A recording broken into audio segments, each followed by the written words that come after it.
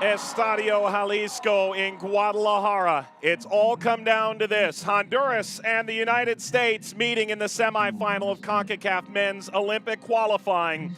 2 tickets to Tokyo's 16-team Olympic tournament remain. Honduras looks to return to the Olympic Games a 4th consecutive cycle, while the United States look to end a 2-year cycle drought for the Olympics, and in doing so could exact revenge 5 years in the making against the team that knocked them out in the 2016 Olympiad. With Devin Kerr, Mike Watts on hand, steamy day, 90 degrees. We're guaranteed a cooling break ahead. But Devin, we've had plenty of action in the group stage that leads us to this point. If you're Honduras, this is a group that was fraught with peril through the Central American qualifying. They got off to a great start. Yeah, it was an interesting one as well, Mike, versus a Haitian team that, came in, had some rough troubles with the COVID testing, started off with 10 men, had a field player go to goal, and, that's kind of exactly how their tournament went. That's not true, actually. Opening 45 minutes, they struggled, but not the case for Honduras. Dirksen Vuelto, he actually net twice, this one from the penalty mark. They pick up another one from Edward Rodriguez. Lovely ball played through by Kervin Arriaga. Heads up, Arriaga suspended, not available for selection in tonight's team sheet. 3-0 win over a really solid Haiti side that was certainly undermanned. They did play El Salvador. This is always a tasty fixture when they play. Finished 1-1. This might be one of the goals of the tournament, for my preference anyway. Massive ball played in by Luis Palma from the outside wing. Great job finding Douglas Martinez. He will actually start on the bench tonight.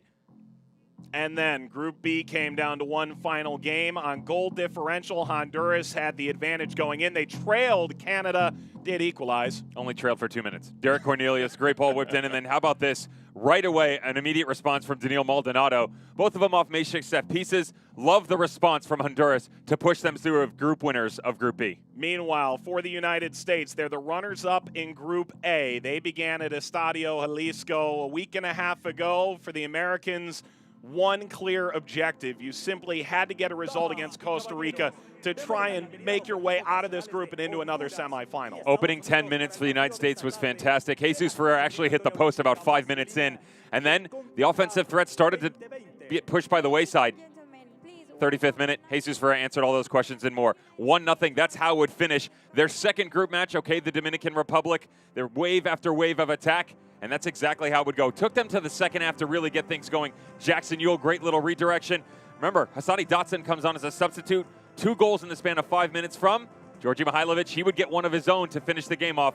4-1 victory over the Dominican Republic. In the end, a dominant second half performance against the Dominican. And meanwhile, they did take on Mexico, fell 1-0 in what ultimately decided the group in the final of 3 group stage match days. Players on both sides have spoken to the fact this may be the biggest game of their young careers, all under the age of 24. They waited more than a year for the chance to finally take the field in Concacaf men's Olympic qualifying as the COVID-19 pandemic gripped the world around them. But they're here now, and one ticket to Tokyo remains for one of these two sides. Honduras in white, the United States in blue, have taken the field in Guadalajara, Mexico.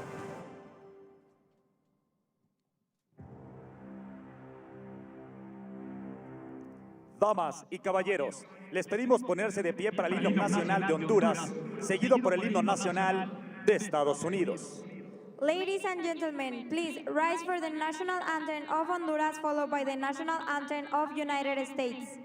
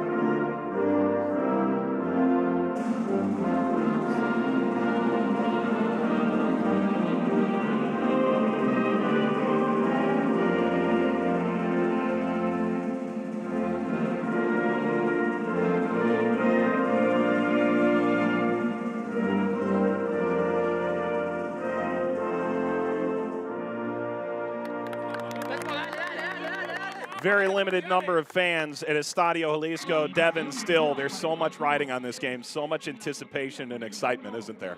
Yeah, and imagine as a player stepping in with the opportunity to pretty much right your wrongs if you're a United States player of, you mentioned it, missed the past 2 cycles. Now an opportunity to push you through to the final, and more importantly, secure one of those 2 coveted spots to push you into Tokyo. For Honduras and Miguel Valero's squad, their best game that they've played so far was the last time out in the draw against Canada. They're going to need that and even more to take down a very talented United States squad. And even the referees, I'm sure, are excited. Yvonne Barton did the Concacaf League final a few months ago and the Under-20 Championship final in 2018. Here's the lineup for Honduras, 4 players with men's national team caps. And there's only one change in general, and that's Joseph Rosales, who's going to come into the midfield. There is some movement, though, and I think key of note, Douglas Martinez still struggling with the injury he picked up versus Haiti. Dirksen Vuelto on the bench, and Jonathan Nunez takes a seat as well. Thought maybe they were keeping him out just to rest for the final game. There has been no knowledge so far given to us that there is an injury there. That's your 11 for Honduras, and again, they're going to have to do much more than what they did against Canada. Yeah, you have to say that this is somewhat surprising when you consider what Honduras came in with. Meanwhile, for the United States, under Jason Kreis, 7 members of the U.S. men's national team with caps on this roster. Without doubt, it may not be the best they can provide at the under-23 level, but they've fared quite well. This is probably the best within their parameters that they're working with right now. 4 changes again for Jason Kreis. He's continuing the rotation, and I understand it. This is the best back 4. This is the best midfield you're going to get. Hassani Dotson was the question mark, picked up an injury, had a half training, then a day off. He makes it in the 11. Your false 9, Ferreira. Jonathan Lewis and Georgi Mihailovic will help out up front. Okay, soak it in. The United States played Honduras in 2015, the Olympic qualifying semifinal, and Honduras sent the U.S. to a CONMEBOL playoff that they ultimately would lose. The available substitutes on both sides, Devin mentioned Vuelto and Martinez, critical attacking substitutes available on the Honduran bench. So there is a revenge factor, and certainly the very excitement of playing on the Olympic stage is what's most compelling for the 22 players on the pitch now. The countdown is on. For the United States, they've waited 5 years for this moment. For Honduras, will it be 4 straight cycles in the Olympics? The opening whistle of this Concacaf Olympic men's qualifying campaign reaches the semifinal stage at Estadio Jalisco in Guadalajara. We're underway. And the offside flag up nearly instantly. And Devin, we listened to Jason Kreis as he came into the stadium in Guadalajara, speaking about wanting bravery from the opening whistle, wanting ultimately to be on the front foot from the first minute. Well, it's got to be that, and then also the pride factor, Mike, in the sense that we say right wrongs, right? Righting wrongs from the past, making sure that they don't let those demons really surface again. The United States has reached the point in time within this cycle that they no longer have the luxury to lose or draw games within this opponent. And that's not a disrespectful towards Honduras. That's just the fact that you're facing within this conference right now. It's where you're at. The Confederation and CONCACAF, you have to now push yourself to the top every single time you step on, regardless of results in past or not, because you got a bullseye on your back. International fame, guys like Pulisic, Weston McKennie, though not playing right now, those names and that image reverberates throughout this entire organization, and Honduras is going to come hungry. That's a sentiment that Jackson Ewell, the American captain, echoed in the lead up to this match. Melendez the target. This stretches beyond his reach.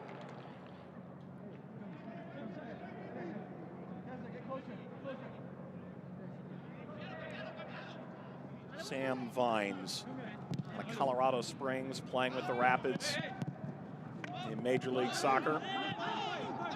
Given away cheaply, Rodriguez.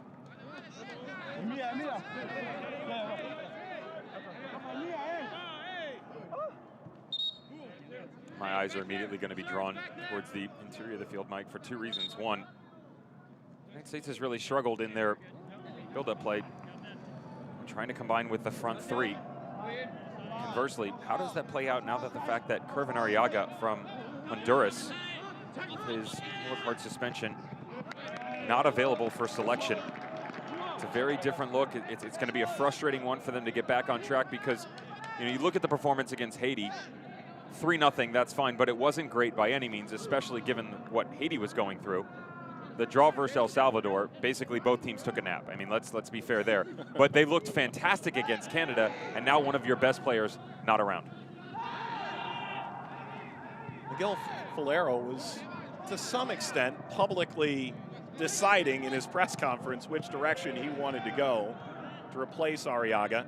Jason Kreis, the American under-23 manager, called him the heart and soul of this Honduras side. How significantly do you believe that changes midfield for Honduras tactically beyond the intangibles that he did bring? It's huge because the look that you're going to get is as you go down the roster, okay, Edwin Rodriguez is always going to be in there. But the key thing with Edwin Rodriguez is he had established an excellent relationship on the right-hand side of the field with Jonathan Nunez. Nunez, as we know, is not in the lineup. So you bring Joseph Rosales into him. Rosales and Reyes were the two who could easily step into the interior or to the outside on the right flank. You didn't know exactly which one was going to go where because they both played there. So now you're playing a guessing game, not only who's going to be on the inside, but the outside. That affects every single player moving forward. Christopher Melendez, the right back. Remember, he came in because Carlos Argueta got hurt in that Haiti game. So you've got a couple positions where that chemistry isn't going to be what it was in matches past. Saw Miguel Falero there a moment ago, the Uruguayan former international. Looks to help Honduras qualify for a second time in 3 cycles as the under-23 coach. Melendez gave it away, recovers off Vines.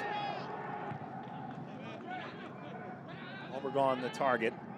Reyes.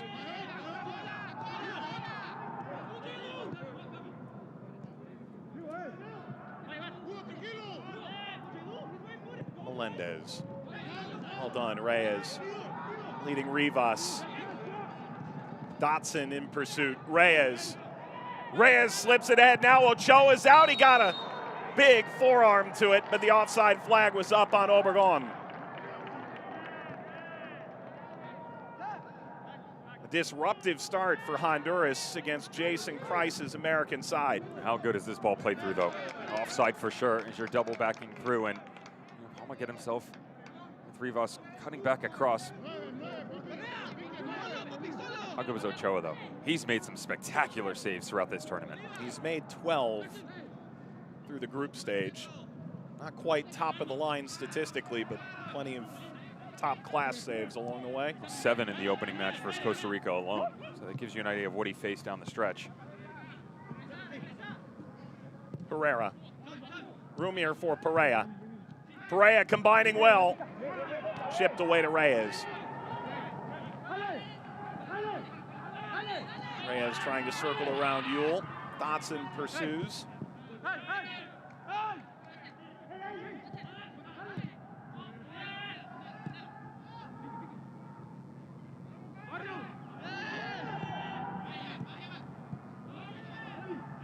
Rodriguez. In the lead up to Rio, I suppose now 5 years ago, was a 3rd place position that pushed you into a playoff. That's not the case this time around.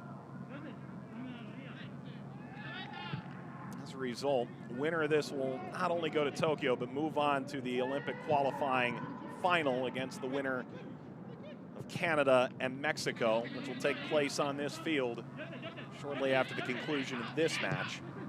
Certainly Mexico has to be a favorite there. Dominant run through Group A. Beyond Dotson.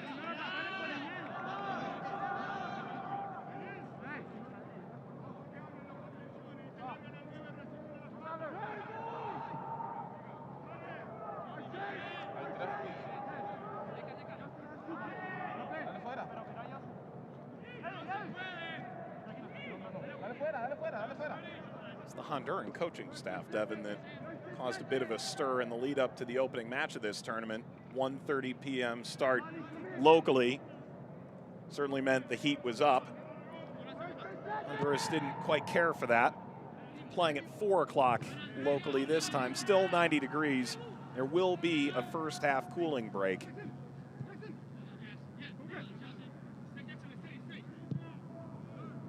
Kessler. Positive spin by Perea. Vines. It's probably the biggest knock in the United States so far within this tournament, Mike, is it's a great little ball slip through to Andres Perea, but then the movement stops, and it's continuing that fluidity, moving in a positive nature that they've really lacked. And so Perea steps on it, you come back around, gives your opponent an opportunity to catch their breath and even for just a millisecond reorganize themselves, get back behind the ball. And going from A to B, B to C, it's been very methodical. Need to find a way to be a bit more explosive. That's probably offensively where they've been lacking the most. Solid position for a set piece for the United States in the 9th minute. Foul from Rodriguez on Yule. Ivan Barton stops play once more. Mihailovic launches this forward. Guidi comes off his line, steers it aside, and an American corner to come.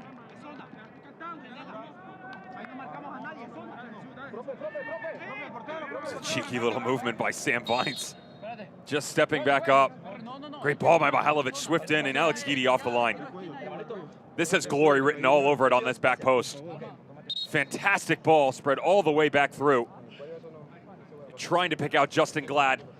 Gets up for it, but so does Guidi, and there's the brunt of that challenge as well. Guidi is shaken up. He's been behind Edric Menjivar the past few years at Olympia. Paused alone. Trying to get some more first-team playing time. Has only started 2 games for Olympia the preceding 2 years leading up to his loan.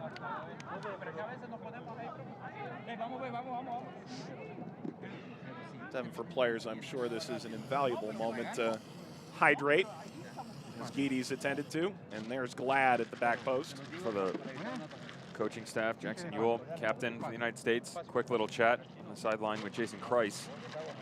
Same can be said for Miguel Falero. Daniel Maldonado just, surveying everything that's gone on in the opening 10 minutes. Helter-skelter a little bit for sure, but pretty predictable in terms of overall play. There's the one little quick counter. Offside position or not, something to be concerned about for this back line that has really struggled in transition, to be fair. Henry Kessler, Justin Glad. Glad was easily the first choice center back that was going to pen himself in there. And I even looked at you and said ahead of time, deciding between Henry Kessler and Mauro Pineda, who was the better of the two? Kessler was the easy one for me. You can dive further with that, but you have to watch the spacing and especially the speed of Honduras as they start to go direct in the other direction. Mihailovic, the corner. Looked for Kessler. Reyes fans this out. Covered by Herrera. For David Ochoa. May well truly be rising to stardom in a tournament like this. Only 1 start in Major League Soccer for Real Salt Lake, but seasoning the USL Championship level, won a title for Real Monarchs, playing 26 games for the Salt Lake City side. Scoreless in the 12th minute, winner to the Olympics in Tokyo this summer.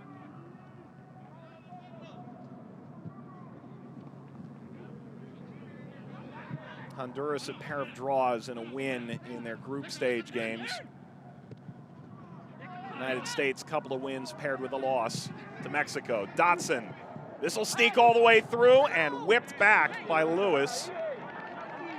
Was looking for a deflection, didn't get one.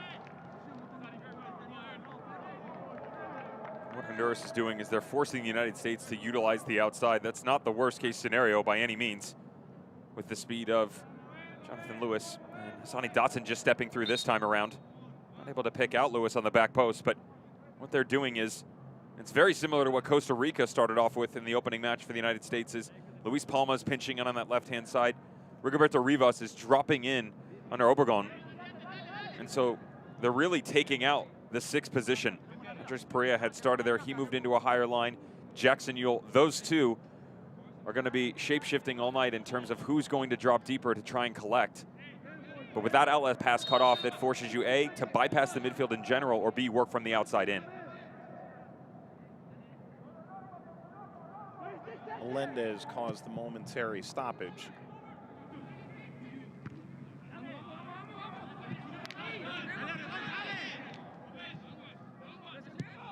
Glad Ochoa.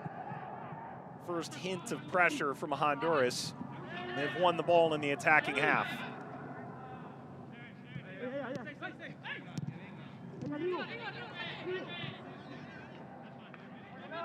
Whip down the line, Palma.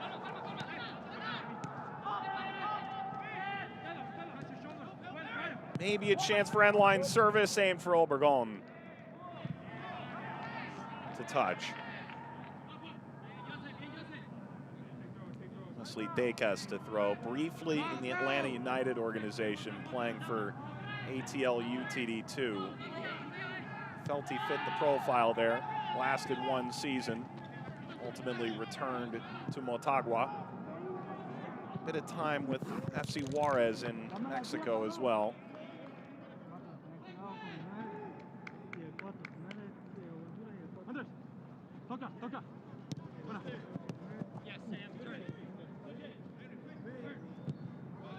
Saw moments ago Melendez stepped on. That was a foul at the time.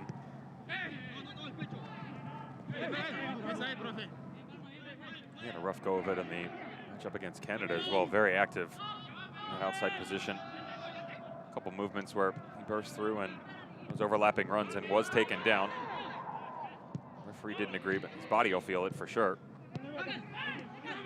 This is where you want to keep a key eye. See, there's a little tuck in by Luis Palma as he starts to really move into the interior, help out Edwin Rodriguez and Joseph Rosales. When the rotation comes, now you have to explode a bit further. You don't have the luxury of having that balance on the left-hand side unless he immediately pushes out, which he's done here. Rosales won't test Ochoa from there.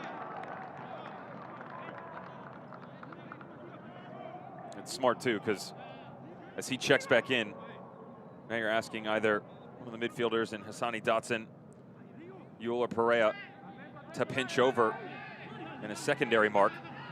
If it's on that side and it's pretty high off, Aaron Herrera's got to then go, which opens up some more space for the speedy strikers, Roberto Rivas and Obregon. Yul finds, surveys, sought Lewis. Melendez, again, conscientious on both ends at the outset. Quarter hour gone. Lewis have a crack. Beneficiary of a kind bounce off of Reyes. Wasn't able to do much with it in the end. Conversation just to the right of him a few times after he's decided to have a go. The first one was the ball that got away from him. Was better suited for a cross for sure, and the argument is from Georgi Mihailovic that, hey, I've got the better option, top of the 18, put it on my left foot. In Jonathan Lewis's shoes, I'm having a strike as well. Still some confidence in myself. Never know what's going to happen the rest of the match. We've seen many a bright moment from Jonathan Lewis over the years. Certainly electric.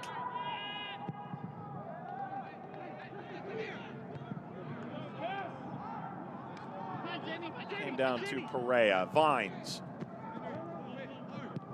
Kessler, Ochoa.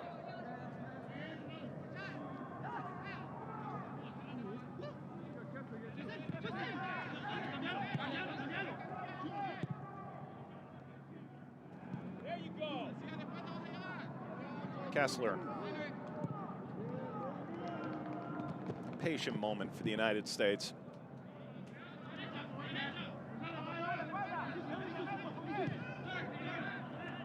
Acres of space for Ferreira, who dropped in. Launches for Lewis. Vines was trailing. Honduras in possession. Rodriguez gave it away. Mihailovic. Excellent work by Rosales.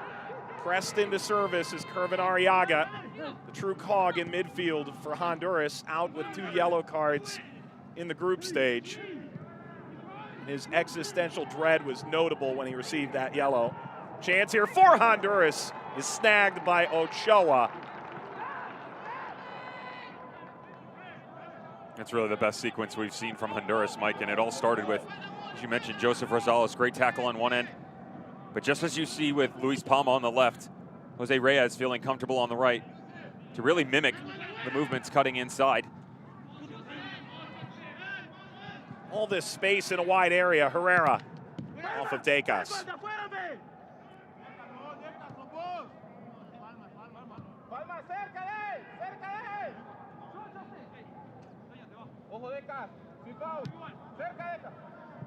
The crispness of this game lacking the last few minutes.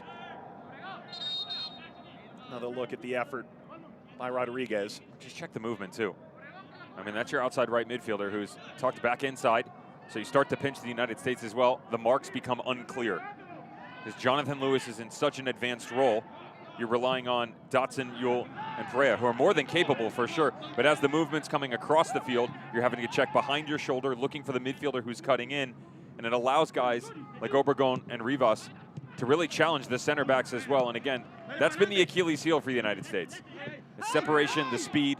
We haven't exactly seen that exploited at all, but you can start to see with Honduras as they move forward, they're becoming more comfortable on the ball. And more importantly, Joseph Rosales and Edwin Rodriguez and the interior are developing a quality relationship. Guidi.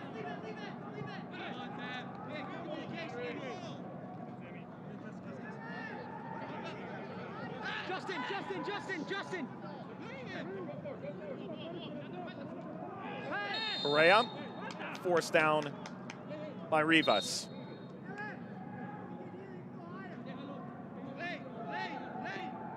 Roberto Rivas, who's on the books at Inter Milan. He's been sent on loan, won Serie B in Italy. Promotion, rather, to Serie B. This will stretch for a Honduran goal kick. He's not afraid of these 1v1 opportunities. Tight little spaces. He's gonna have to really embrace that today because as condensed as everything is going to be, this isn't the way that the game's gone in the opening 20 minutes.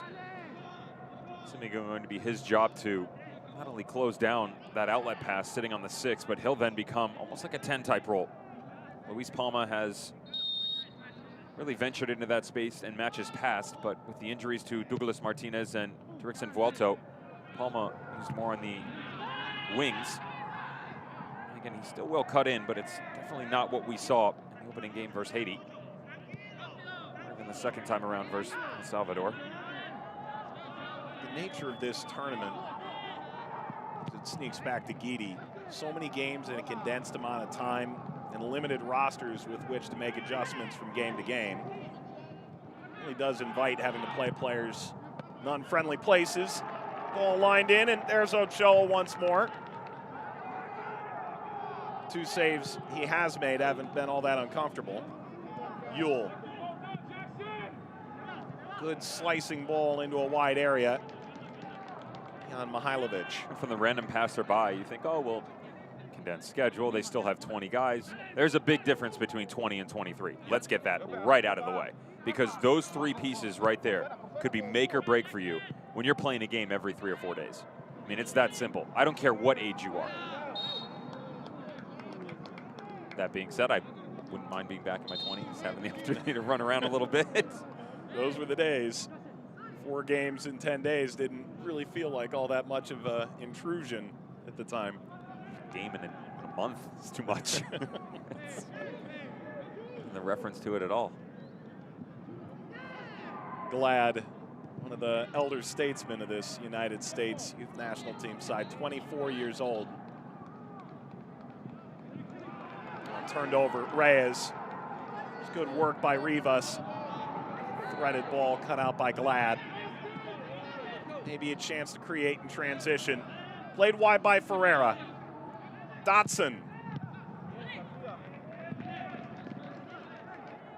Ferrer's been very quiet from the get-go. Really the only movement we've seen out of him, which is smartly done. cutting off the ability to find your holding midfielder. Honduras has for the United States because of Rivas dropping in defensively. You have to explore other avenues. I mentioned moving to the wing. Jesus Ferreira dropping all the way back in. Now you're asking more out of Edwin Rodriguez and Joseph Rosales because they're already marked up. Jackson Ewell and Hassani Dotson challenging that. But you've got to find a way to get Ferreira on the ball inside 25, 30 yards. He's too clinical in front of goal. Poacher, technical, everything that you could want out of him. And he's got this pace as well. He will really give Maldonado and Garcia a run for their money. Ferreira proved that at the senior national team stage. Couple goals against Trinidad and Tobago. The opening month of 2021 with the United States. Does have a goal along the way. Back in the opener, the lone goal against Costa Rica.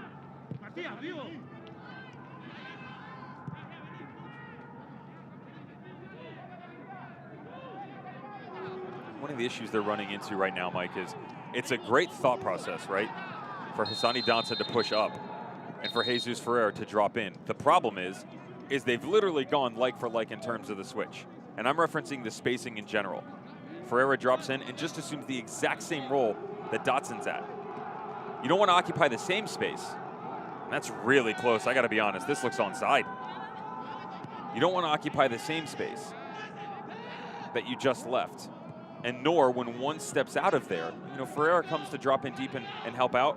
You don't want him right next to Dotson, but you want him close enough that you can play off of each other. Otherwise, you're just going tit for tat and saying, hey, Honduras, I'm going to go over here for a little bit.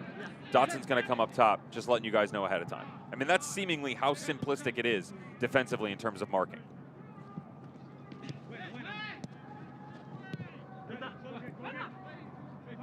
Slide by Mihailovic, ill-fated. Does recover. Hassani Dotson. Oh, excellent. Mihailovic sprays forward Ferreira. Guidi off his line.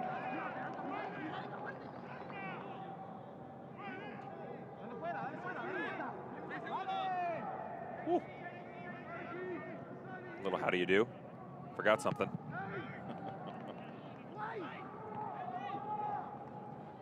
Decas has played some big games over the years in Concacaf League with Motagua.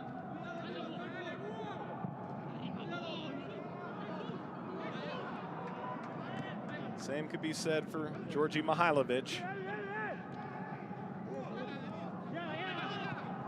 It's funny because stylistically you look at Diego Vasquez, the head coach of Motagua. You look at Pedro Troglio from Olympia.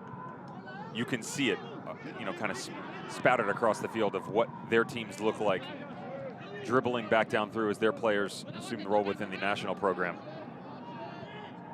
It is amazing how the direction of the domestic league can so often leak into the national team picture over a cycle or two. Into the final third, all the way across beyond Obregon. Rivas claiming a deflection. Go that way.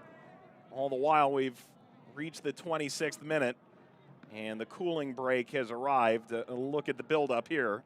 Great job by Rivas once again. Sam Vines pushing really high on this left-hand side.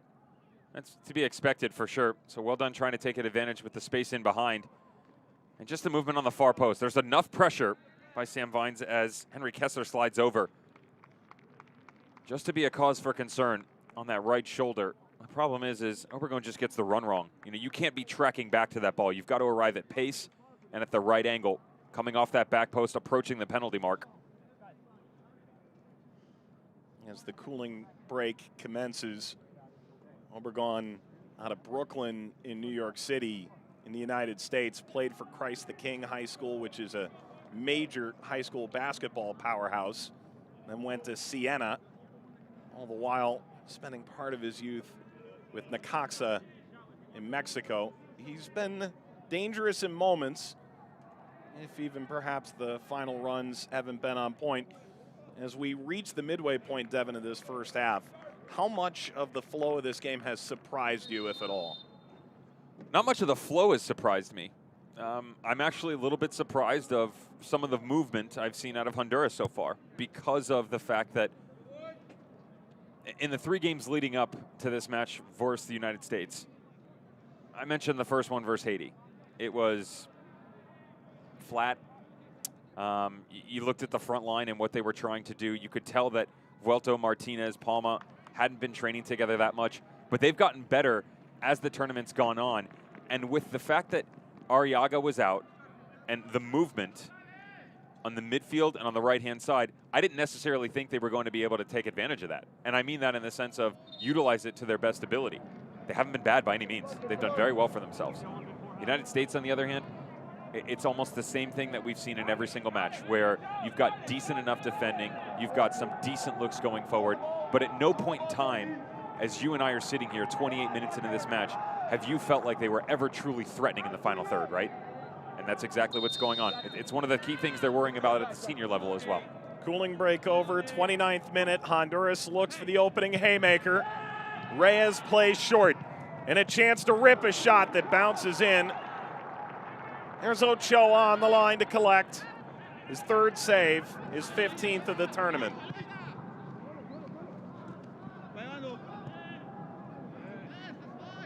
Good recovery in from behind by Lewis. Dotson, what have the U.S. figured out during this cooling break? They've approached the byline. Rodriguez slides in an American corner. It's bullish work on one end by Jonathan Lewis. And, you know, once again, guess who? David Ochoa. And this is easy for the goalkeeper, even with the little kiss off the turf. Never an issue whatsoever. Edwin Rodriguez did score in that opening game against Haiti. More of the kingmaker, if you will, the way he sprays the ball side to side. Yeah, the assist man. He spoke of his confidence of the team going through. He clearly has individual confidence as well. Corner here for the United States, just shy of half an hour. This is tapped by Kessler, and he committed a foul as well. And an uncomfortable moment in the back.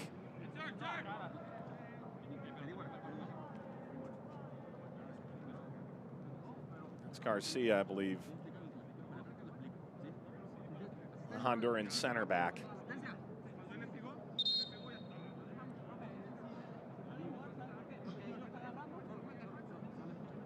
Just got tangled up with Henry Kessler as this ball got sprayed across, and it reaches a gray area, Mike, where I'm the first one to admit it as a former center back.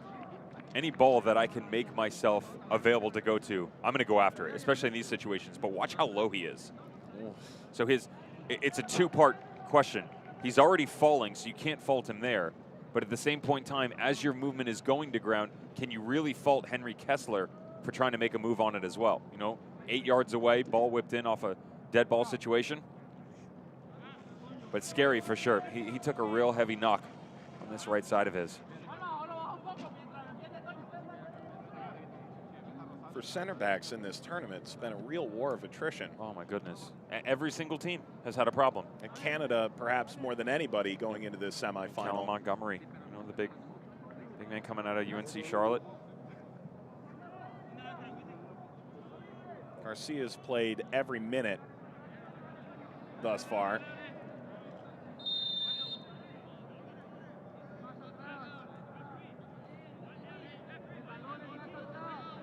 So Garcia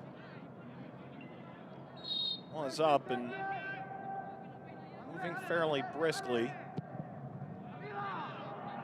The game in some ways has become a bit choppy. The set pieces, the cooling break, the injuries. Reyes taken away by Lewis. Yule. Perhaps a bit of a surprise there that got through to Dotson. And this hot potato does finally reach Maldonado. Tremendous pressure by Ferreira, and now Maldonado. This is going to go the American way. Ivan Barton is laying down the ground rules now. Did he get that arm up behind? He did, and got Mihailovic. That's fantastic refereeing. You know, initial review is he's got the ball shielding himself off. How far does that arm come extended away from the torso? Really well done by our head referee and the linesman. It's poor, to be fair. Trying to play out of the back from Edwin Rodriguez. Got to do better in those situations. One would think the linesman probably had the best view of that, so that may simply be a case of great communication. All the while, Good opportunity for the United States. 15 yards off the end line. You see Glad and Kessler in the midst. Ball launched toward Perea, kept by Vines. And spits out to Reyes, the hero against Nicaragua in Central American qualifying to reach this stage. 2 goals in San Pedro Sula. And a 3-0 win in the second leg of what looked like a qualifying campaign for Honduras that had gone firmly off the rails in Managua with a 2-0 defeat in the opening leg. It's that 3-0 win that earned them a spot in Group B, ultimately allowed them a chance to win that group. Melendez this time splays down. Let's go, Blue. Let's go, Blue.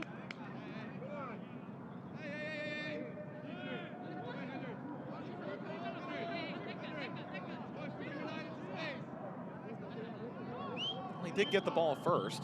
That's going to leave a mark, too. Call the physio. It appears Melendez has tapped into a fountain of youth of some sort. Epsom salt bath for 1, please. Rivas works on Herrera. Rivas to the byline. Corner, Honduras. A good tackle by Aaron Herrera, though. That's a fun one-on-one situation that should continue to develop as the night goes on. Rivas venturing out a bit more. Juan Carlos Obregon, interestingly enough, as tiny is he in stature, he's actually really good in the air. As you rotate back outside, trying to find Rivas. That leaves Obregon as the lone striker on the inside. Reyes lines this all the way through. There's a touch to that from Garcia. Able to flick it further. Decas. Palma.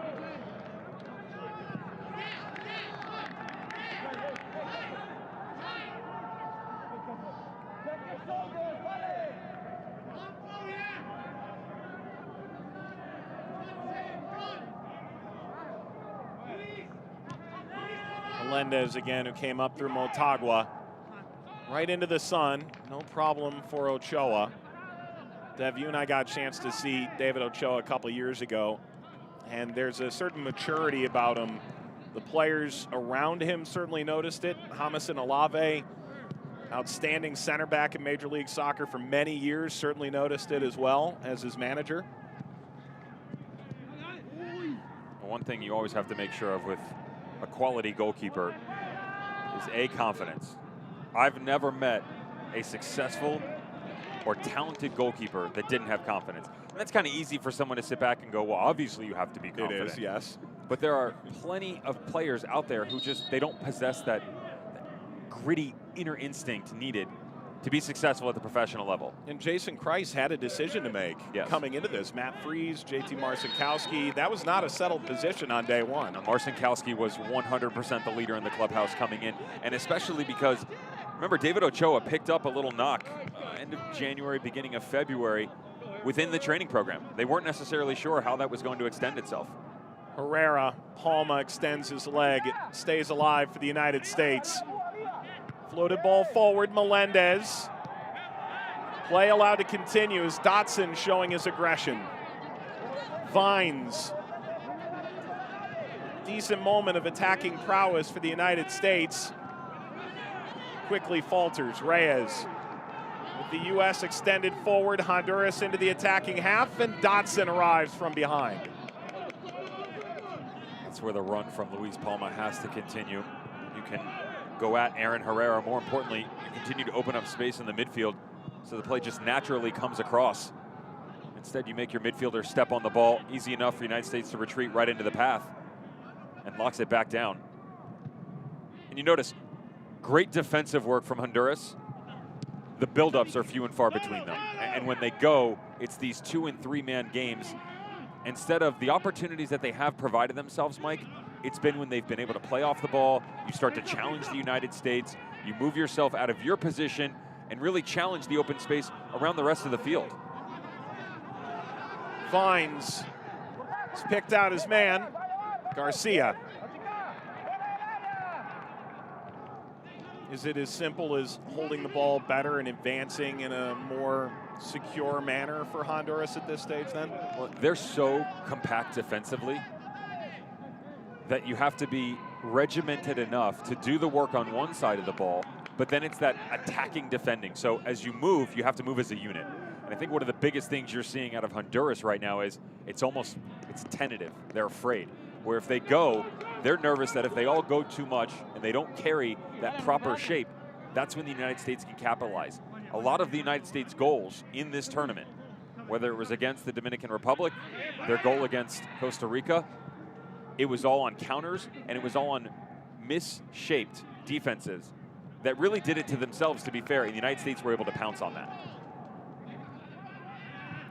Perhaps most intriguing from Miguel Falero's press conference in the lead up to this game, manager for Honduras, they're trying to stymie the creativity of the United States. That was the second thing he said, the first being the aerial prowess of the United States was certainly a point of concern.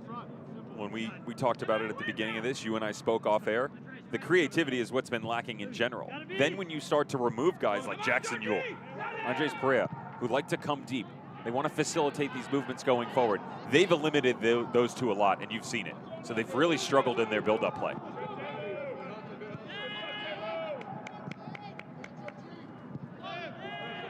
These teams met in 2015. Honduras eliminated the United States from the Concacaf men's Olympic qualifying competition in the semifinal. The U.S. unable to reach the Olympic Games for a second straight cycle. Honduras continued on to their third consecutive Olympiad. Another long-range missile is deflected back. This came from Palma. Rodriguez. Great ball. Sought Melendez here many a time. Stares into the vast shadows on the far side of Estadio Jalisco in Guadalajara. And with these shadows come protection from the sun and the 90-degree heat. Mihailovic.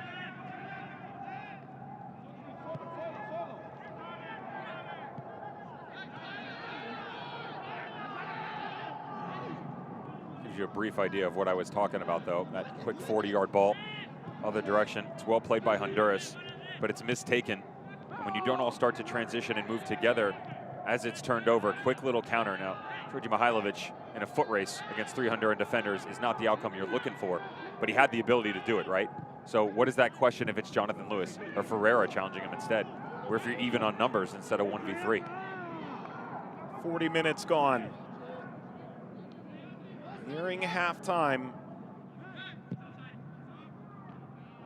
Driven ball finds Ochoa off the bounce on Reyes. Essentially an elimination game as it goes for the Olympics in Tokyo. 14 of the 16 slots already filled. This game decides the 15th and the 16th ticket. Canada or Mexico will play later tonight here in Guadalajara.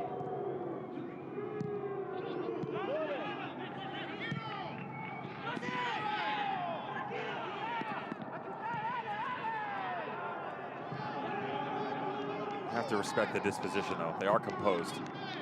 It's something that you have to admire from Greg Bertholter and his staff of what they've been able to do from the senior level right down through. It doesn't matter if you're young Sam Vines, who was coming through the program years ago, or if you're a global superstar like Christian Pulisic. Everybody's got their head on their shoulders. Very rarely are you seeing these guys start to turn, light it up, and almost feel uncomfortable in their surroundings. It's now become an extremely professional environment that has taken another step in this progression for the United States. And Jackson Ewell spoke about it. He's captaining the Americans in this Olympic qualifying campaign, about how at this stage in CONCACAF, you have to show that you belong, that you deserve the world stage, the Olympics, the World Cup, from the youth all the way up to the full national team. Opportunities galore individually and for U.S. soccer as an organization. For Honduras, they've been there time after time. Perhaps this could be the group that makes some kind of run in Tokyo. Well won by Herrera, who stepped forward. It's behind Dotson.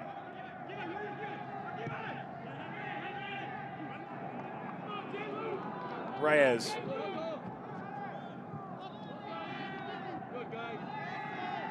Goal here for either side would really stick in the craw of the opposition going into the locker room.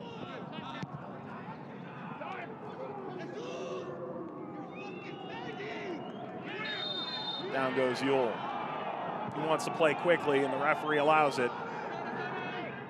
Dotson. Good leading ball down the line.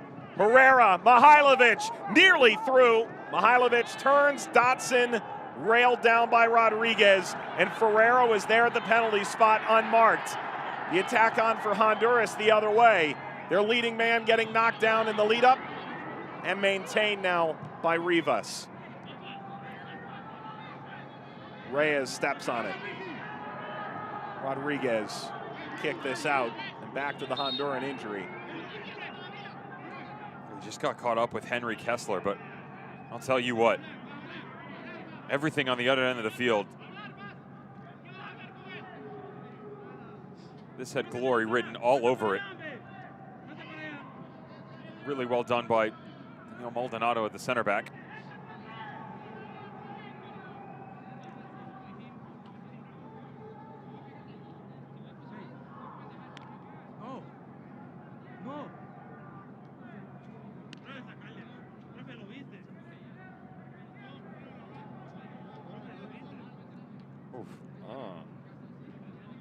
Doesn't look as good the second time around, does it? No, Kessler just leaning right into him with that left shoulder. Maybe a little more to that than initially met the eye.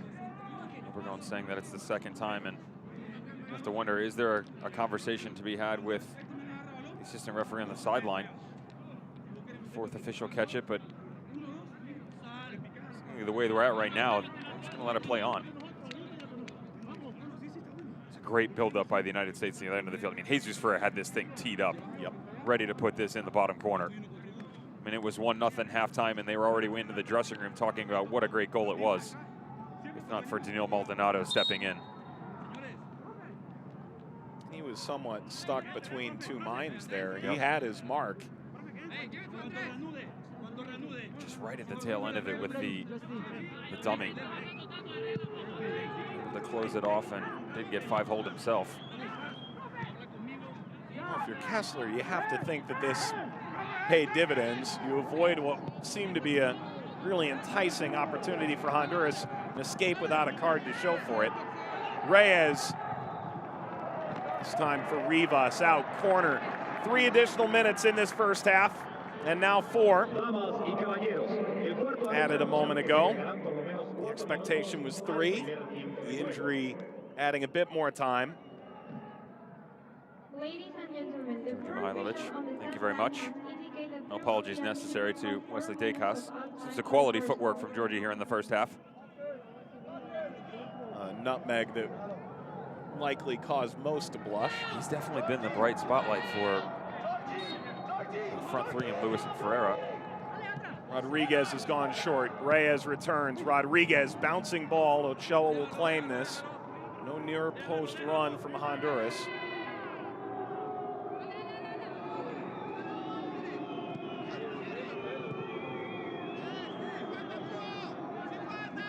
And to be honest, Evan, it's quite difficult to really figure out the composition of this crowd, but it does seem quite clear who they're rooting for.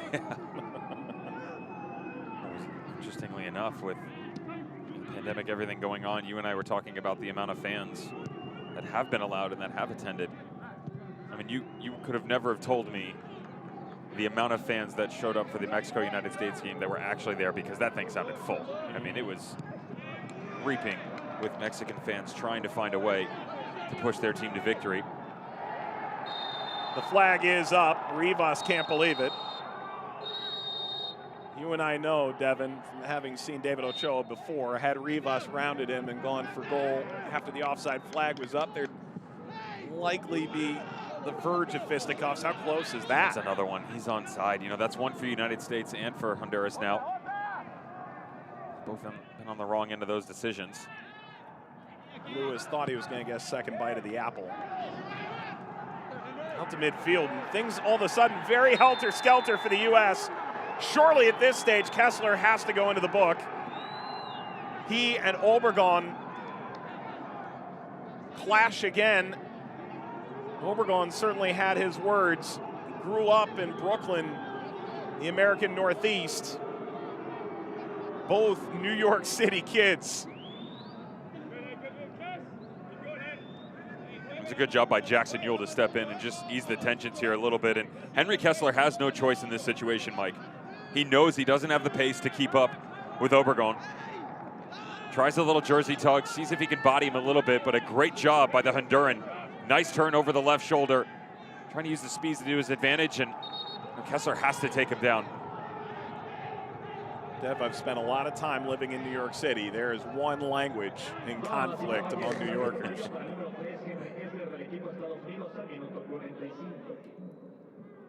Kessler came through the Red Bulls Academy.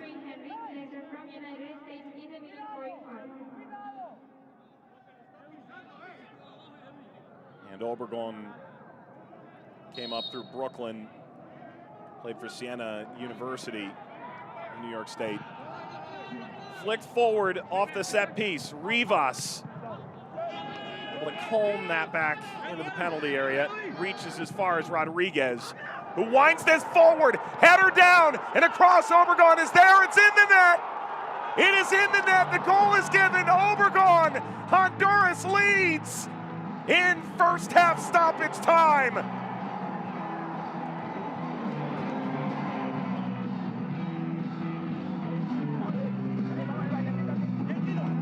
It's a reward for the frustrated American-born Honduran striker.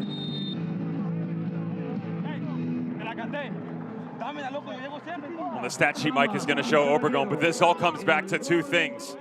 One, start with the ball. Watch this thing put on an absolute dart to the back post. Edwin Rodriguez picking out the trailing run on the backside. How good can this be? From your captain, Daniil Maldonado, unselfish. This could have easily been the center back going to goal. Instead, sprays it right across the 6. Is he in an offside position? I'll tell you what, we've had a couple question marks in this first half. Justin Glad, he's trailing on the run. Obregon out in front. David Ochoa can't cover everything. And as he steps back across, the former RGV man gets his first goal of the tournament. Surely the Americans are having flashbacks now. Honduras may well be headed to Tokyo. They're halfway there. The resolve of this American team will come into question in the hour to come. And for Honduras, they've got a goal just shy of halftime. Juan Carlos Obregon in the 4th minute of first half stoppage time. The set pieces are always a cause for concern when you come into any level of play, Mike, but everybody really took notice. World Cup a few years back, 40% of goals making their way into the back of the net from dead ball situations. This is off a secondary effort, but the communication lacking for the United States gives Honduran the advantage. Great ball back over the top, and again, it comes down to the unselfish play by Maldonado, knocking this back across in support to Obregon, who puts them out in front. Make no mistake, Honduras came in confident. They've gone to the Olympics 3 cycles running, and they're just 45 minutes away from being the 15th and penultimate team to go to Japan for the Olympics of 2021. Honduras 1, the United States 0 at halftime in Guadalajara.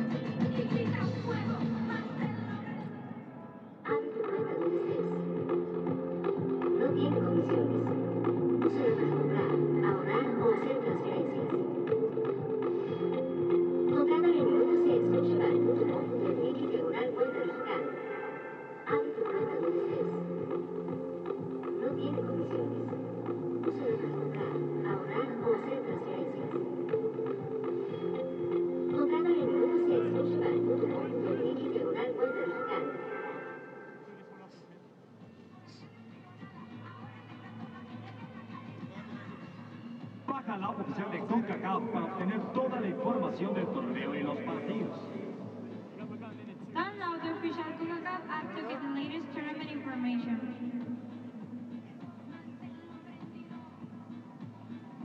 Come on, boys. We gotta fucking go there and make a difference. It's gonna be hard, boys, but we gotta do it. We gotta do it. Bro, we can never come out. It's over with. It's over with. We can't think about it. Hey, when we go in this locker room, we're fucking positive high. We're getting them forward. Sigue la acción en las redes sociales de Concacaf. Follow the actions on the Concacaf social media channels.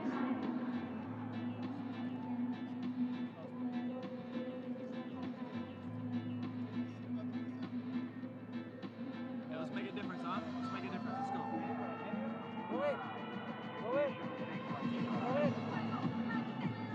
Go in.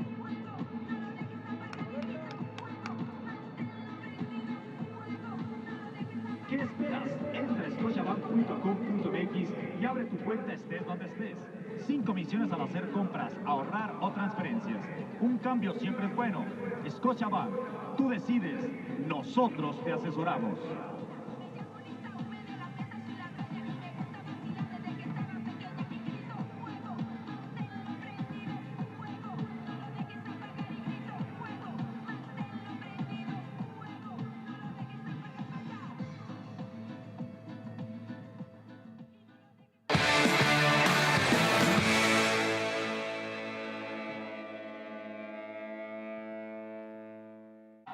CONCACAF Men's Olympic Qualifying Semifinal number 1. The United States taking on Honduras.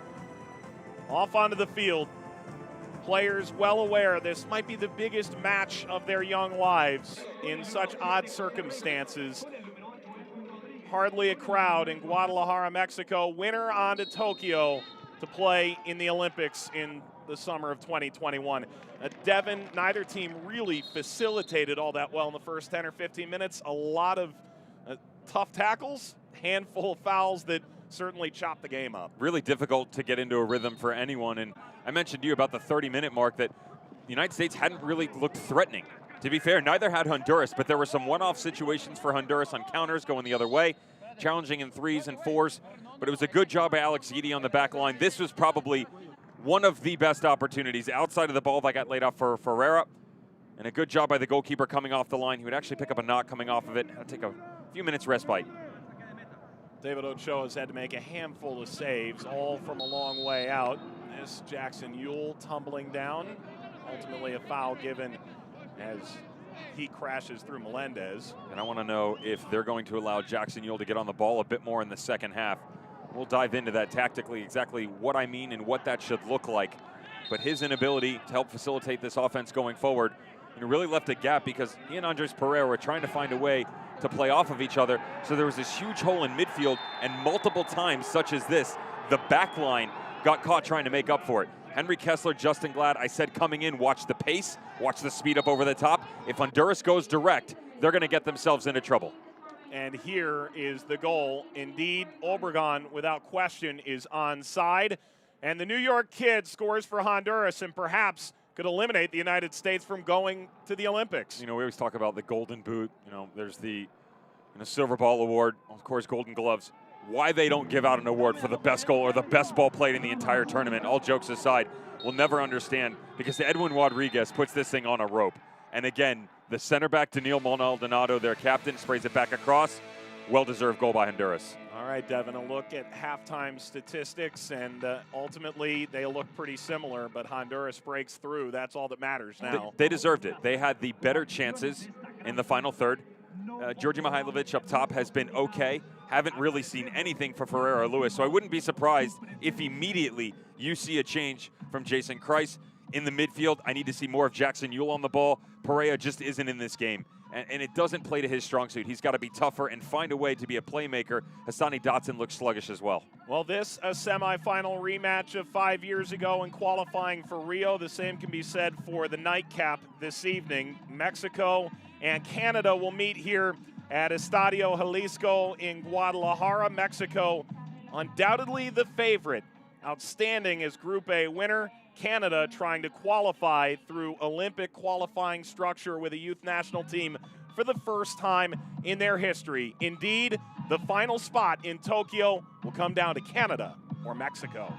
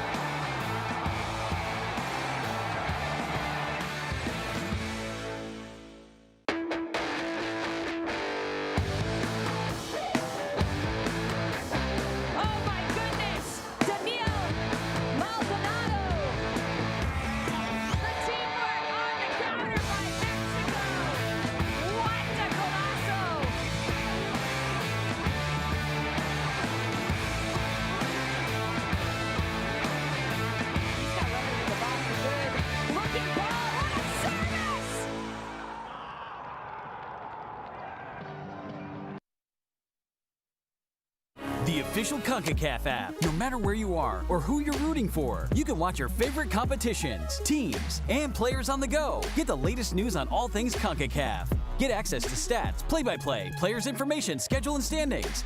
Get instant notifications and alerts. Discover other fans like you. And show your support in social media with our exclusive camera filters. All of that and much more. Take your Concacaf experience to the next level. Download now the official Concacaf app. Available on the App Store and Google Play.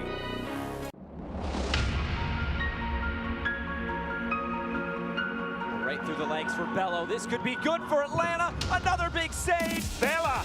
Vela! In! Serves here and snap, and it's in! Tigres equalize! Lays this off, the shot is on and in! Genius! Tigres win Concacaf Champions League in 2020.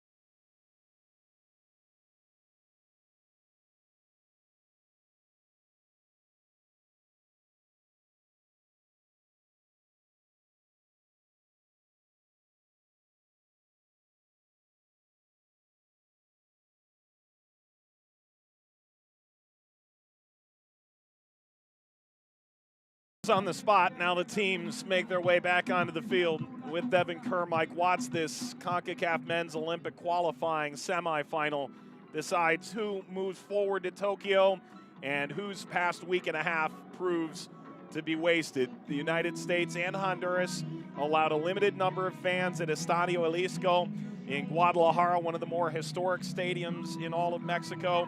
And right now, Devin, Honduras won, the United States 0. This feels in some ways eerily similar to past failures of U.S. soccer, not only in Olympic qualifying 5 years ago, certainly in World Cup qualifying as well.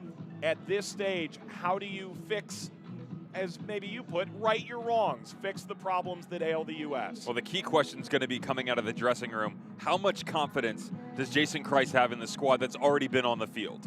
If you hit the panic button and start making subs left and right, that gives you an idea that, hey, maybe I got the team selection wrong. Let's be clear, changes need to be made. This is one of them that I just said to you. I said the front line needs more creativity. I would imagine that when he's coming on, I would see Georgi Mihailovic slide over and Jonathan Lewis would step off. That would be my guess. Could be wrong, but you need to find a way to be more creative moving forward, coming through the engine room, because there's too much pressure on the back line right now. Meanwhile, for Honduras, you get the goal as you step into the locker room at halftime. How much willingness do you have to continue to extend forward, or do you maintain those very tight blocks we saw in the first half? I'm not changing a single thing because there's no reason for Miguel Falero to do so. Why do you ask? Because there's no threat. There's no single threat right now to this back line, an experienced back line, I might add, that's done a very good job with a minuscule amount of efforts that have come forward. The only one that you could argue was the ball that got sprayed to the back post. Alex Guidi, the goalkeeper, stepped into that. And then the other one was the ball splayed right back across towards the penalty mark. And that's Daniil Maldonado, your captain, stepping in there. And of course, he gets the assist on the other side of the ball. It is Georgi Mihailovic who comes off at halftime. And Sebastian Saucedo replaces him, the player for Pumas in Mexico. A little surprised by that. In that you thought Saucedo would be a better replacement for another piece. I thought Jonathan Lewis would be the one coming off.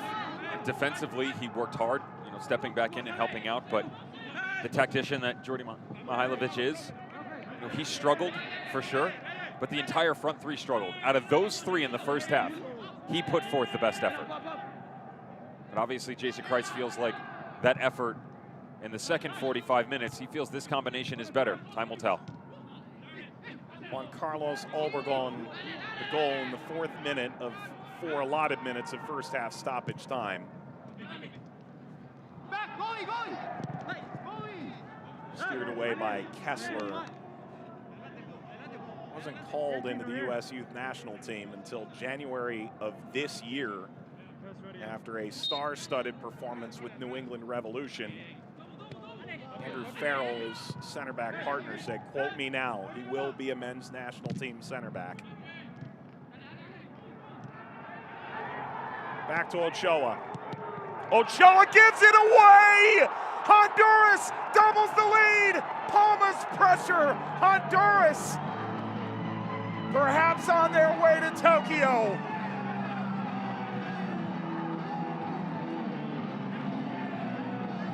An absolute catastrophic mistake from the United States, and Honduras can taste their 4th consecutive Olympic trip. And the man who has kept this team in games in the entire tournament, David Ochoa, save after save against Costa Rica in their opening match. 1-0 victory, 7 in total to help the Stars and Stripes. Couldn't ask any more of him in the Mexico game. Ariel Antuna broke through in the 45th minute, but it was outside of his outstretched hands for him to make a quality save. But this right here is just a lack of confidence. You've got to hone it in. It's a bad first touch that gets away from him, and he tries to react too quickly. Bird's eye view, he knows it. Quick little step. You cannot make mistakes like this, yet alone in this situation. But go back to Luis Palma. Right positioning, good pressure. In the opening game versus Haiti, every single chance that came his direction, went the exact opposite. It went the wrong way, spraying balls left and right, balls up over the top, headers totally missed. Said that as many that came his way, maybe he needed a rest. How do you like me now? Palma played with Ochoa at Real Monarchs in Salt Lake City in 2019. Palma said over the last few days, anxious, desperate for a goal. And he opined how nice if a goal would arrive in a life and death game for the Olympics. It has, through sheer will, and for the United States, perhaps on death's doorstep at this stage. The frustration winding from Aaron Herrera. He's shown a yellow.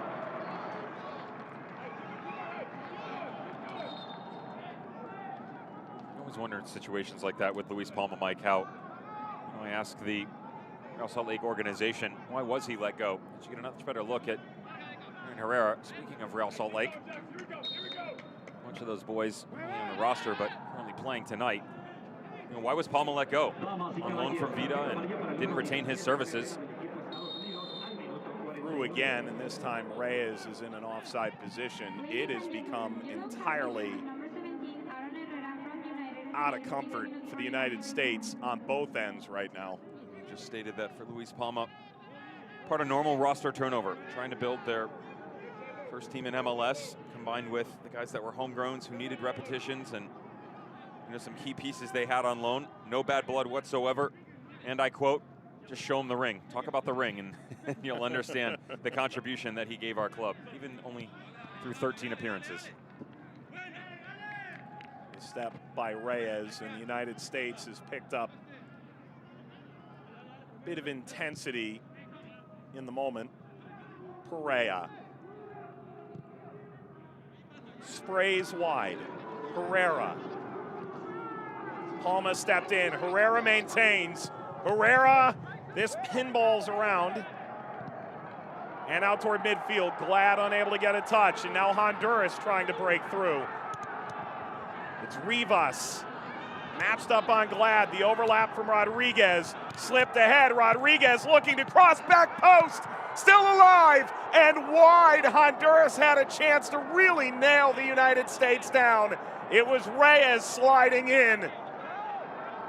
A deep sigh of relief for the United States, something they haven't had in the last 10 minutes. Well, you've got to dig here, Mike, as well, because as good as this counterattack is from Honduras, look at all the bodies flying forward from the Hondurans. You don't see a single trailing run from United States player. No blue jerseys whatsoever. The speed of Justin Glad, Henry Kessler is being exploited right now, but even though you get help from Sam Vines, it's not good enough. Andres Pereira coming back a little bit, but with that turnover, everybody else has to immediately swift their head around and get going the other direction. Well, at this stage, the United States looks lost. Still all to play for. This is a decent looking ball forward for Yule. Jackson Yule! The United States can dream again! Jackson Yule with one of the goals of the tournament with the U.S. on the verge of collapse. 2-1 Honduras. And just throw this team on your back, right? Captain for a reason. Sometimes you just have to lead by example. Words can do nothing. In situations down 2-0, you got to throw these guys on your back and will your team to victory. Said he needed to be on the ball more, distribute, be the playmaker, and just go do it yourself, young man. Pick that out, upper 90, and just like that, they are right back in it. The kind of goal slow motion was made for. Guidi knew it as it whistled by his fingertips. And Jackson Yule has provided some semblance of hope for the Americans. Maybe there's more here. Lewis goes down, free kick, United States. He's going to have a conversation with Douglas Martinez. I said maybe he might have the goal of the tournament for his header against El Salvador. But given the situation at hand, backs up against the ball, down 2-0. Fantastic individual effort from Jackson Yule. Well taken, slid back across and just unleashes fury And Alex Geedy. And Steakhouse who commits the foul. Saucedo came on at halftime, replacing Mihailovic. One of the many Real Salt Lake youths in this game. Saucedo serves. Melendez away. That goes in, he's out of here. Fair enough. There's still some work to be done, even if the U.S. does score again. You can't blame Jackson Ewell for trying to have another go here. Side volley about 25 yards out. The most capped player on this U.S. under-23 roster, 9 caps. Called in for the Gold Cup in 2019. Went through Reno on loan from San Jose, but it was Matias Almeida who really seemed to unlock the best of Jackson Ewell. Of course, Almeida's greatest turn as a manager came in this city of Guadalajara. The Estadio Akron, winning Champions League, now manages San Jose. Well, it's been a wild 10 minutes, a horrific goalkeeping error 2 minutes out of halftime by David Ochoa. And Jackson Ewell has atoned in the most magnificent way after Juan Carlos Obregon scored less than 60 seconds to the halftime break. With the winner here moving on to the final of this tournament in 2 days, but more importantly, securing their place in the Olympics.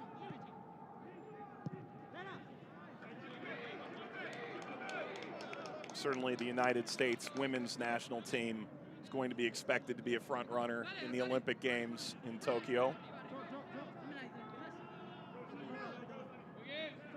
And the interesting thing, of course, about Olympic football is that there is no such thing as an overage player in the Olympic Games for the women's national team as opposed to the men's national team. This is a foul for the U.S.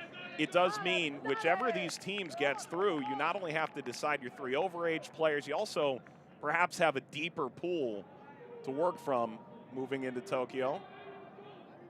Certainly for the U.S., they know there's plenty of European-based talent that would have interest in going to Tokyo. Interest is putting it mildly, lightly, right? Yeah.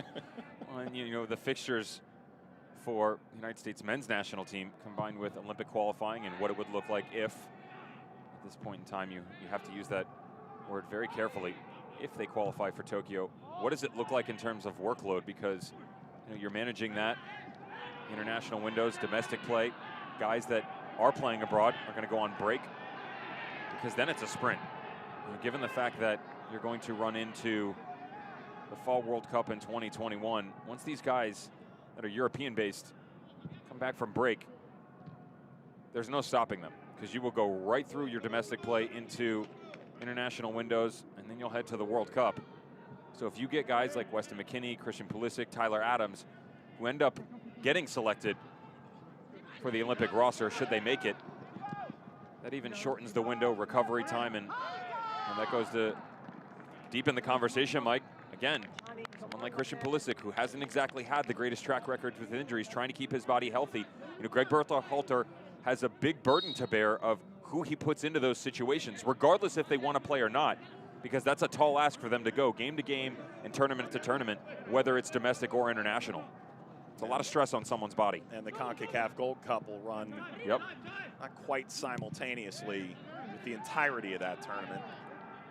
Certainly crossover to be had. You'll have to choose one or the other. Perhaps that opens some eyes from clubs in terms of willingness to allow players to escape their grasp for a few weeks' time. And the eyes certainly tell quite the story from Miguel Falero. Some much more celebratory tone about 5 minutes ago. Jackson Ewell's moment of individual brilliance has delivered the U.S. back within a goal of Honduras as we close in on the final half hour of this semifinal. Reyes able to maintain. Reyes, the hero in Central American qualifying into this final Olympic qualifying tournament. Palma cleared out by Herrera. It's definitely taken some of the sting out of the venom for Honduras moving forward. Seems like towards the end of the half, after they got their goal from Carlos Obregon on that magical ball played across by Maldonado, and then the start, they could do no wrong. It's different now, though. United States battling back through on a absolute masterclass of a strike by Jackson Ewell. I wonder how long Greg Berhalter, as we were just discussing him, excuse me, my apologies. Jason Kreis waits until he digs deeper into the reservoir to help out his troops going forward. Rodriguez, another good ball. This steers away from Garcia. And a throw to come for Honduras. Honduras unchanged, but certainly injuries abound on their bench. Allowed 5 substitutes. They may not have 5 to choose from in terms of healthy bodies, although they do list the ability to do so.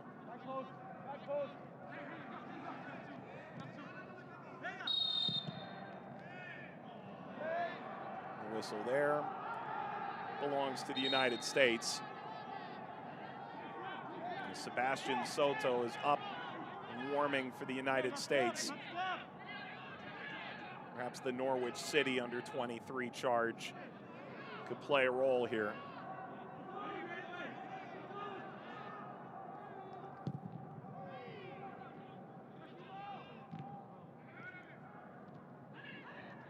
Bypassing Ewell in the slide of Dotson, Rivas, Rodriguez, beyond Obregon.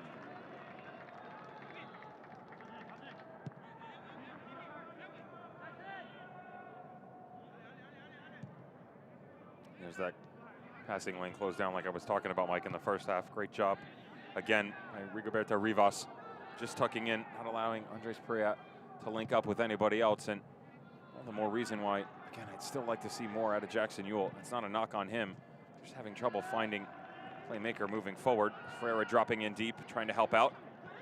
Herrera once more. Herrera rounds the corner. Laid that off. Rodriguez was there.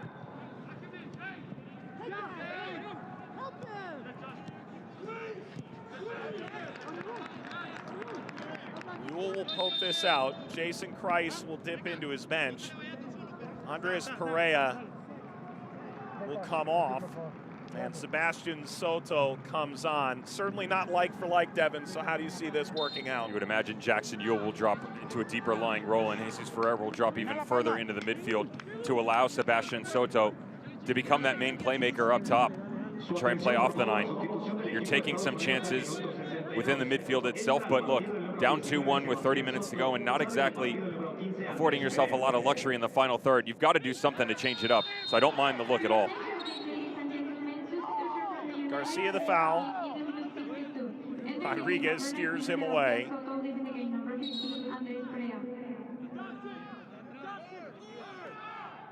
That ankle of his, you have to be careful. Keep a keen eye on Hassani Dotson. Said he arrived perhaps as fit as he's ever been, and as fit as anyone in camp, but picked up that injury in the final group stage match against Mexico. Hassani Dotson managed 2 goals against the Dominican Republic. The U.S. look for an equalizer. Ewell to the back post, snapped up, arriving to head this down. It's away from the line. Lewis snapped it down. Ewell keeps it alive, and a foul as Ewell goes flying through, clearly caught Rosales. And now pushing and shoving amongst the sides. Garcia and Ewell in the center. Christopher Melendez in there as well. He had his hand up around Jackson Ewell's neck. That's why Jackson Ewell wasn't happy, because he got whacked out the tail end of this. This is the initial challenge for sure, as he's kind of come through, and then he caught one on the backside. Joseph Rosales. Great job by Jonathan Lewison to ride up, but on one end you had Daniel Maldonado and Wesley Dacos next to Alex Guidi this time around.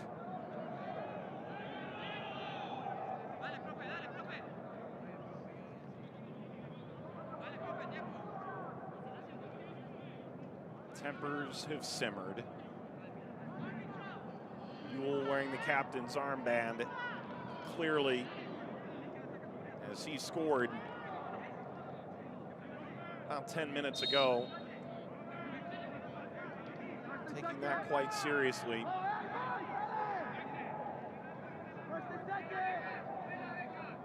Guidi had options to play in the United States or Costa Rica. In the end, re-signed with Olympia, looking for his time to shine. It's given away by Glad. Palma.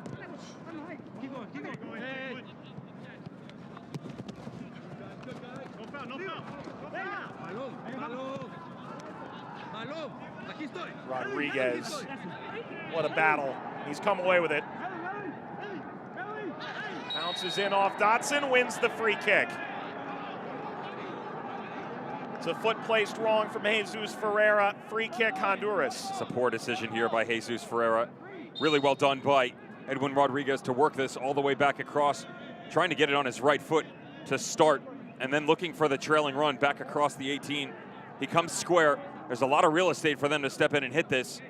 And Ferreira, they had worked so hard, the United States, to get behind the ball. You can even see the frustration by Justin Glad. Good job defensively to regroup, and a silly mistake just outside the 18. Well, if you're Honduras, you might fancy your chance from here. Luis Palma stands behind the ball.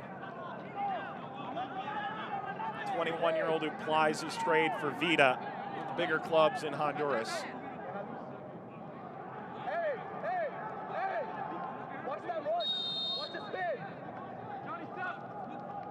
Palma waits. Luis Palma, regrettably.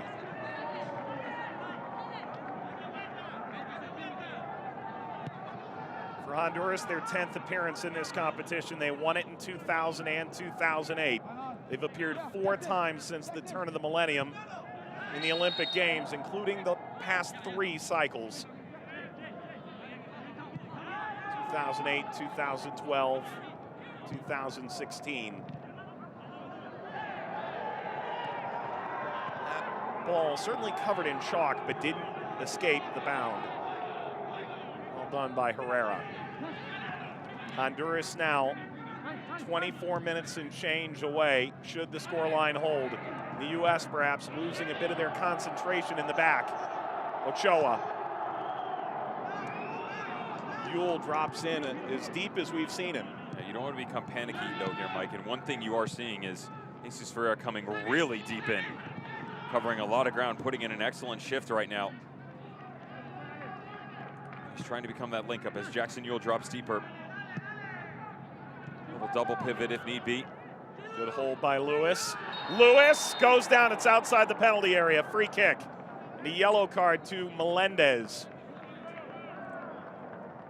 This is the Jonathan Lewis you've been asking for all tournament. Tight-knit spaces, explosion of speed.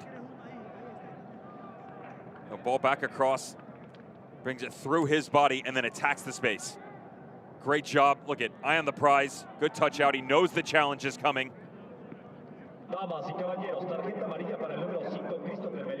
That's the switch up you need as well. Too linear in their thought process in the opening 45 minutes. And yes, Jackson Yule's wonder strike in the 52nd got him going. But now that front 3 has to continue to evolve.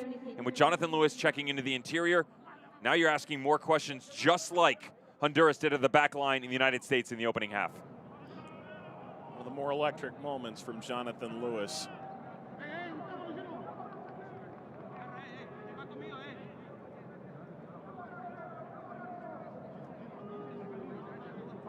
Honduras preparing a substitution. Jonathan Nunez has made his way toward the 4th official. For the U.S., can't ask for much better real estate than this in Guadalajara. No, and just look at how many players they have, even with the one lying down if the wall jumps. Do you sacrifice the opportunity you have right now and try and play short off each other and get tricky? The way Jackson Ewell's striking the ball, you have to say no and expect him to have a little dip up over the top, but Sam Vines with the left foot can hit it too. It is Ewell, and there's Guidi diving aside, steers it out. A momentous save from Guidi, corner. And they let him go real quick here too, Mike. Right after the whistle, Jackson Ewell low into the left of Alex Guidi. He's on it again. It's Jackson Ewell, the service toward Kessler. Skied, Guidi in possession. Kids at home want to know what it's like. There you go. Watch this thing dip at the tail end of it. It's seemingly effortless, right, by Jackson Ewell, but if he doesn't get it off the bounce, it makes it much simpler for the goalkeeper to collect. Instead, now you've got him off his line, moving away from the wall that he has to trust, and as he goes low, he's got to judge the bounce off the pitch. Reyes, Dotson backed him in.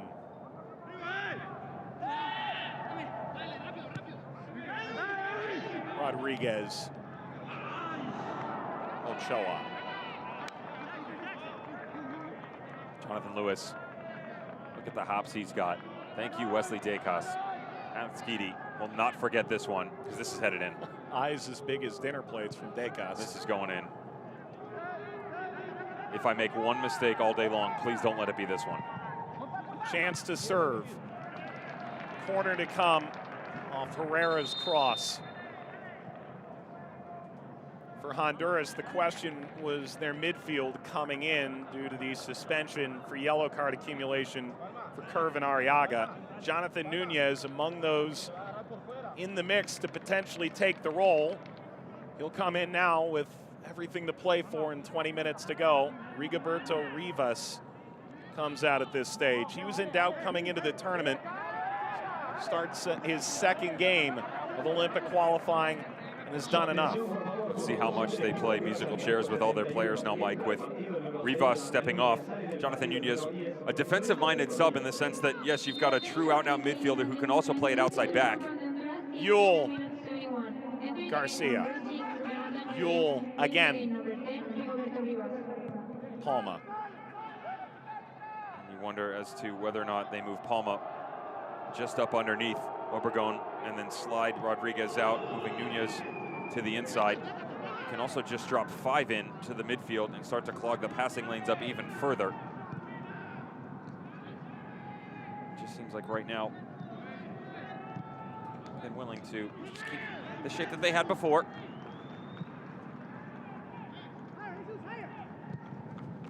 You do see Rosales drop in, almost looks like 5 across in midfield. Yeah, do just that. Yeah, they're allowing Rodriguez and Rosales to step a bit higher than Jonathan Nunez, but that's to be expected.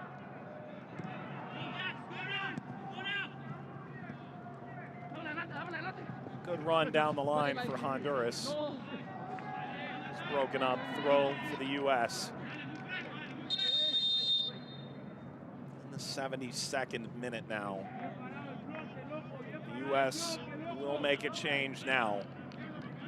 Tanner Tessman, the only field player not to start a game for the United States in the group stage, replaces Hassani Dotson. Dotson starting to labor for sure. You could see, especially after the challenge put on him, that didn't exactly have the pep in his step that we saw in the matchup versus the Dominican Republic. As you will get your hydration break now, Mike, with Tanner Tessman just approaching his 20s. National team reps, the one that you talked about that at the end of January against Trinidad. He's an interesting story, right? Committed to play soccer at Clemson. Interestingly enough, is going to be a football kicker as well. His godfather, Dabo Sweeney, the longtime head coach for the Clemson American football program. Well, the best portion for me for that story that I've heard is that apparently Dabo Sweeney was on vacation in Hawaii while Tanner Tessman is negotiating his contract with Dallas.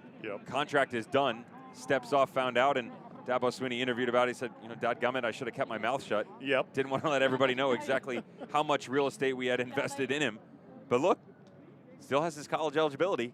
Want to go back and he goes, look, he wants to come back and kick when he's 40? Absolutely. True enough. Tessman played for North Texas SC in USL League One, won the championship in that league's inaugural campaign in 2019, and then began to get more time with FC Dallas a year ago.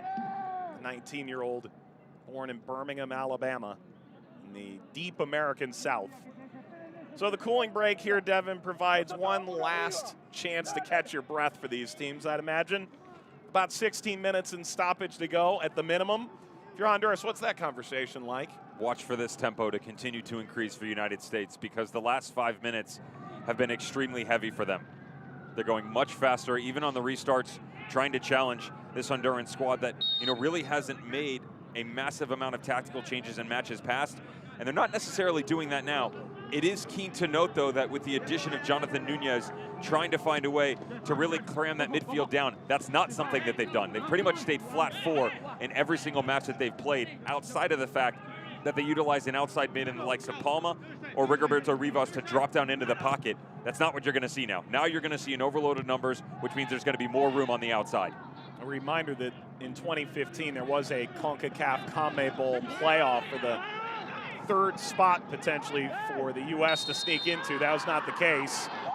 There's plenty of extra here, and the tug for the U.S. enough to give Honduras a moment of respite from Lewis.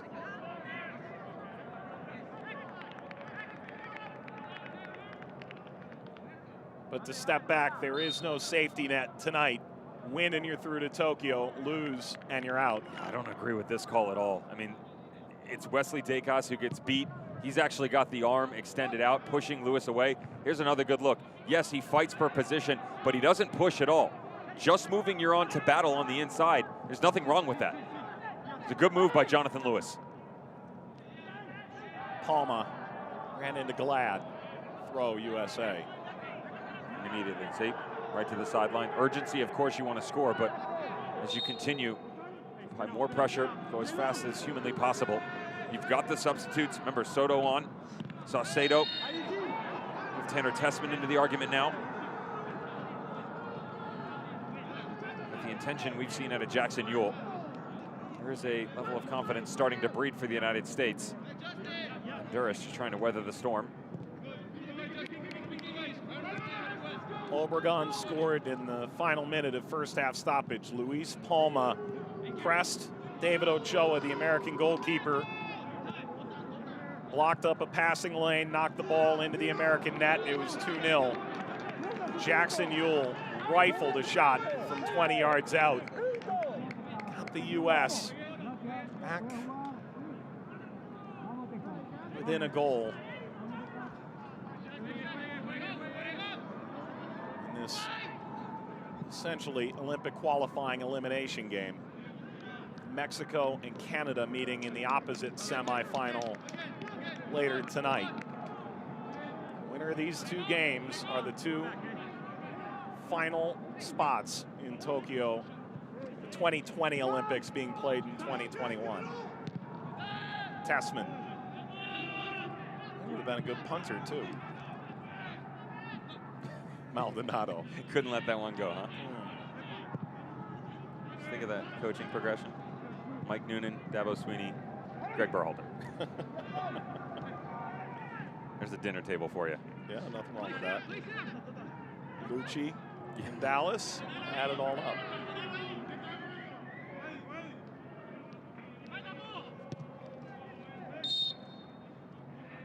It's a foul from Melendez.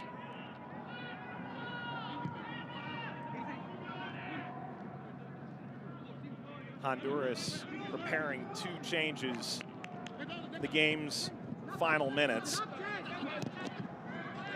They've used one, allowed 5. The United States still has 2 substitutes available. Perhaps most notably, Benji Michel and Johnny Cardoso available on the bench. Glad, Kessler. See the showing on the inside, Mike. Everything can't be on the out right now. Saucedo find him. The check's got to be there. You got to be more vocal asking for this thing. Yule. Tessman sees the overlap, plays it now. There's the service. Guidi doesn't spill it with Soto on the doorstep.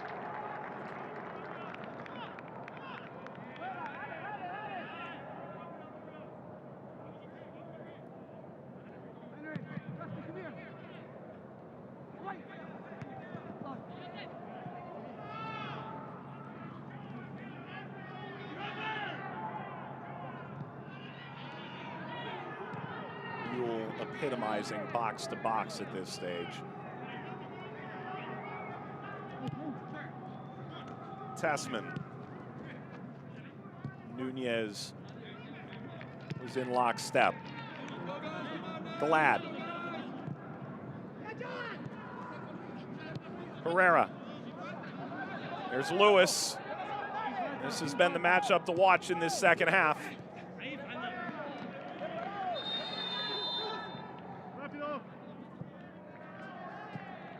Here are the changes for Honduras. We wondered if we'd see Douglas Martinez at all. The answer is yes. It'll be for about 10 minutes. Who knows, maybe more. And Jose Pinto comes on as well. Bit adieu to gentleman who got the campaign started for Honduras tonight. Obregón Jr. in the 45th minute. Douglas Martinez wondering if he can repeat the magical efforts put forth in the matchup against El Salvador. All they want right now is to see this thing out as the United States continues to stretch itself further and further. Can that provide some sort of counter-attacking opportunity to nail the coffin shut for Douglas Martinez and Honduras? In the end, it's both goal scorers for Honduras who come off with 10 minutes to go. Yule will take the corner for the United States. Honduras spoke to the aerial prowess of the United States. Does it show in this vital moment? Service. The other way. Maldonado got the wrong end of that. Will be another corner.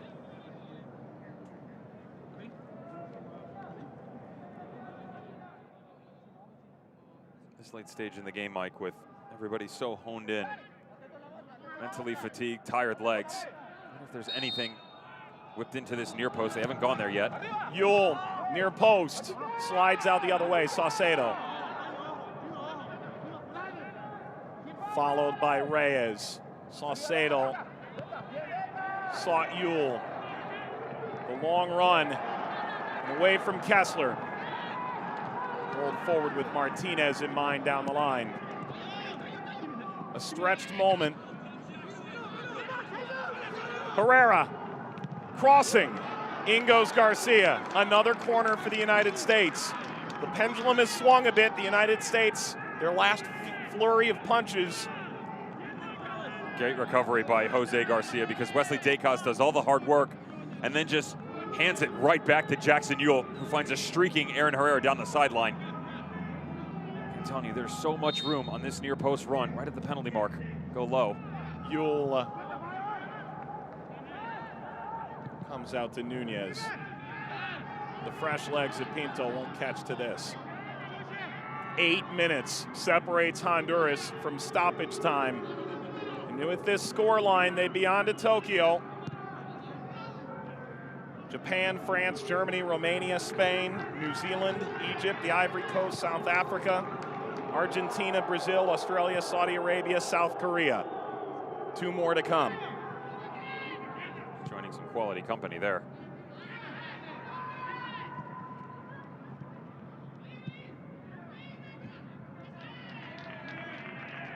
The United States. How many times can you miss a major international tournament, the youth level or the full national team level, before your place becomes questioned, even with what appears to be a bright young generation of American talent on the way? Tessman, brilliant. Tessman crosses. It drops back toward the penalty spot. Rodriguez turns around. Lewis was there. As good a chance as the United States has had to equalize.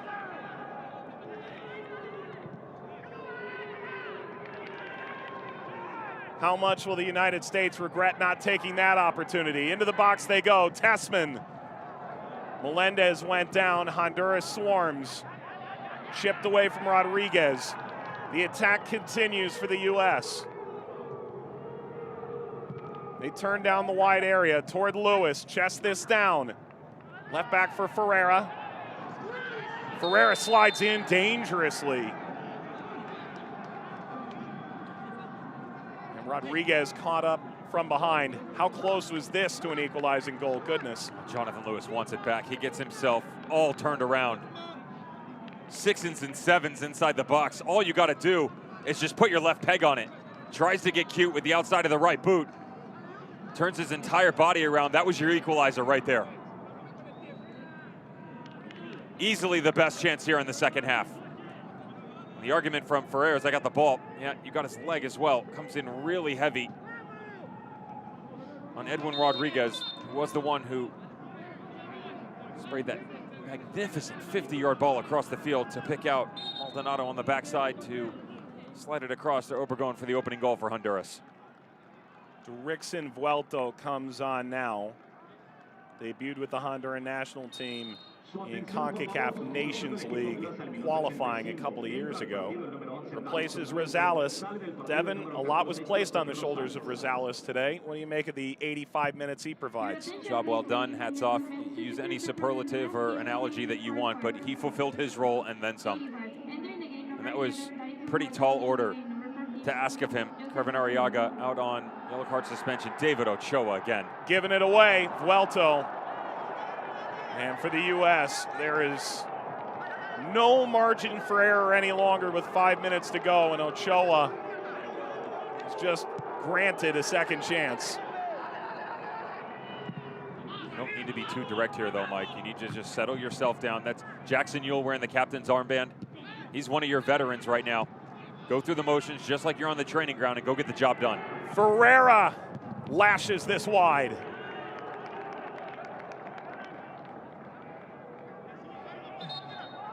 The back line of Honduras, too, just allowing this to keep coming.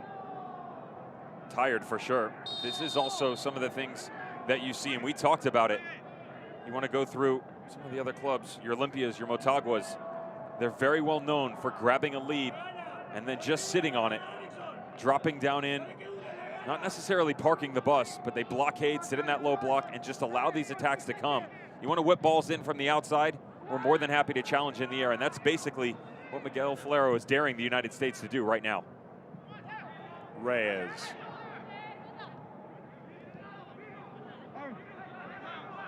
Remarkably, that did stay in play from Nunez. Off to the corner. Now he's able to play it back. Reyes. Reyes dances through. Reyes. There's Glad. The United States playing with fire now, and Honduras has begun to fight back in the final minutes of this.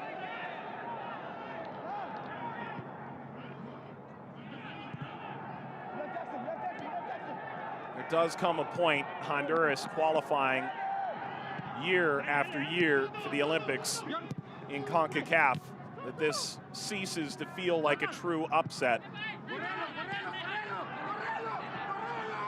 Into the final third, Honduras racing for a third. Steered away, Vuelto. Saucedo, throw, USA. Honduras has come and played the game they needed to play. They created their own breaks, and they're on the verge.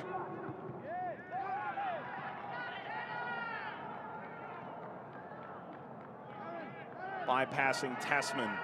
Rodriguez, who starred in Champions League a year ago. Reyes. Good bit of skill. Reyes from a long way out. He may regret the time he's given. A change to come. Lewis comes out. Johnny Cardoso comes on. Jason Christ telling Ferreira to go back up top and help out with Johnny Cardoso stepping in.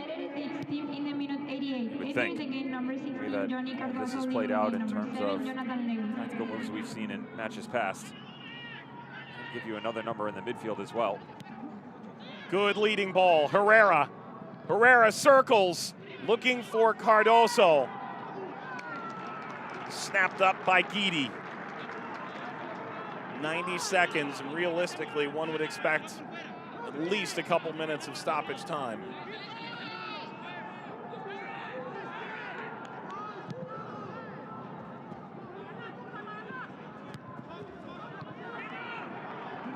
Pinto. Cardoso.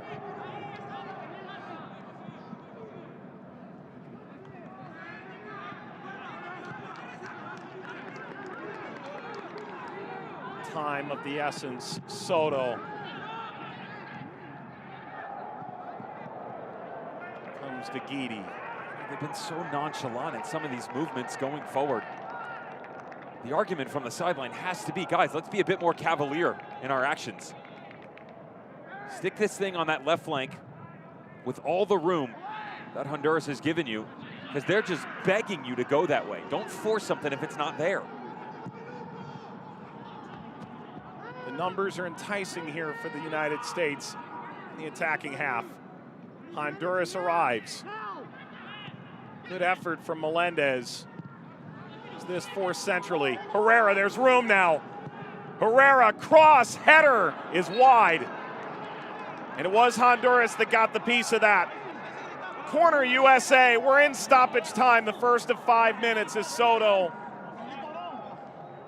back to his feet with a grimace. You got to get up and fight through this, and a great challenge by Daniel Maldonado.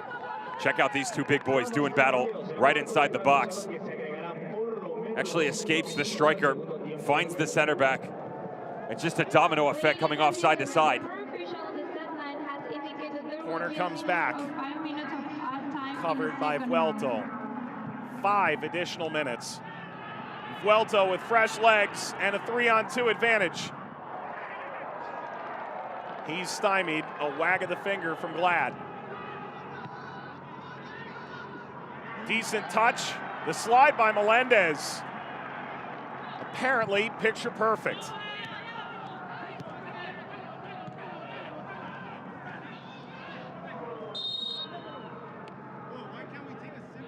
That's class right there by Jonathan Nunez, by the way, who knocked it back outside. And I'll tell you what, real time, I thought this was a fantastic tackle. You slow it down, you can understand why the referee lets him play on. Misses the ball, then grabs the body. But the way that he's going to see that from his angle, he's going to see a pretty decent challenge. Hard to fault him. Douglas Martinez. Won't look for the kill just yet. Throw, Honduras. 3.5 minutes to play. Honduras, second ranked in Central America. They took on Nicaragua, lost the first leg by 2 goals, and miraculously scored 3 in the last 30 minutes against Nicaragua in San Pedro Sula to qualify among the 8 for this tournament. And now the winner of Group A is 3 minutes away from heading to the Olympics. They're going to have to dig a bit deeper. The United States, Mike, is the intent just lacking right now. You got to pick things up. I mean, literally, your livelihood. That extra gear, that extra effort. Dig for that emotion. 2 minutes and change to find a way to extend this match. It's Ferreira. Midway point of stoppage time. Header snap back. This will get beyond Yule.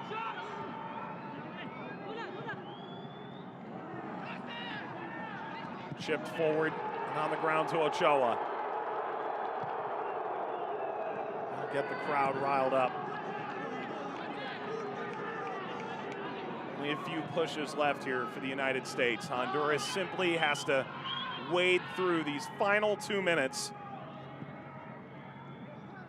Get back again to the Olympic Games. Herrera. Careens off of Pinto.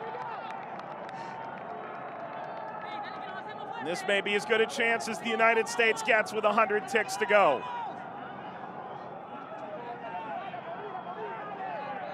It is a corner. Nothing less than perfection at this stage will do.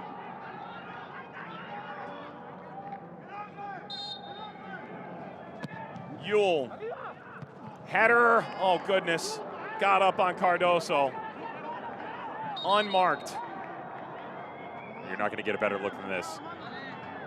Maldonado, for everything that he's done right in this game, just allows that two-man game with Justin Glad and Cardoso, two of the bigger boys, as this thing's getting swung in that you got to keep an eye on. And Johnny understands that he let that one slip right through his fingers. Almost felt like he thought Justin Glad was going to get to it in different fashion. It drops in his doorstep. Is there anything left for the United States? Heck of an effort here by Honduras. Their belief never wavered. On the cusp, half a minute to go. 1 foot wrong for the U.S. could be the end of it. Offside flag is up, and this is the moment. 20 seconds left in stoppage time. The Olympics hang in the balance. And given away to Guidi, and that may be it. Beaten just once. It took something magnificent for a sprawling Guidi not to get a touch. The look on Jackson Yule's face tells quite the story. To Ochoa, whistle to referee's mouth. Honduras is going back to the Olympics, a fourth cycle running. And they've sent the United States home. No trip to Tokyo ahead. Obregon and Palma, the Honduran heroes in this Olympic qualifying semifinal.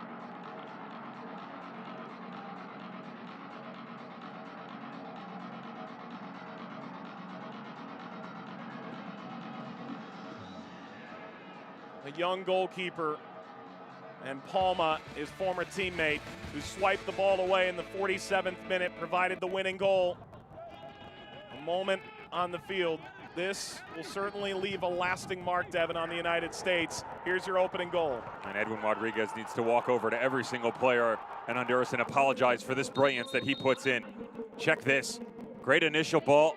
Second one through. The Palma's able to get himself back on side, and they don't track the runner in Maldonado, who is so smart in his efforts. Diving header to put it back across. Much more difficult for him to go to goal. Instead, just puts it on an absolute platter for Obregon to give them the 1-0 lead.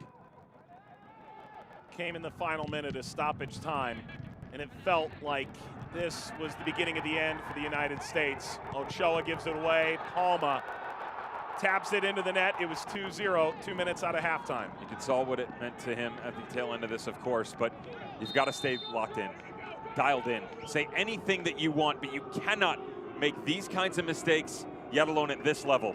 It gets away from him. Good pressure by Palma. Not great, but good enough. 2-0.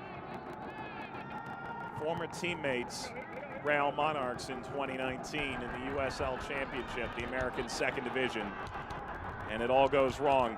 Chance to add another one here for Honduras. They could have put an end to this far sooner. This is close, and it does take a little kiss off the post at the tail end of it.